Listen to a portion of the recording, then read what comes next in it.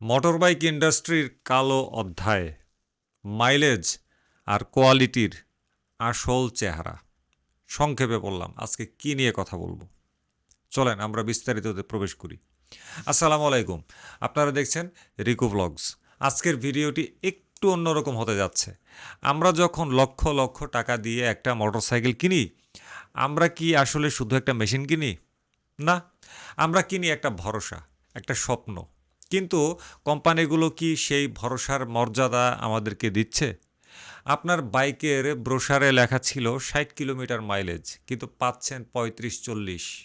আপনাকে বলা হয়েছিল এটা পিওর জাপানিজ টেকনোলজি, কিন্তু অতি অল্প সময়ের মধ্যেই বডির জয়েন্ট থেকে শব্দ আসছে। কেন এমন হয়? আজ আমি কোনো ব্র্যান্ডের দালালি তো প্রশ্নই আসে না।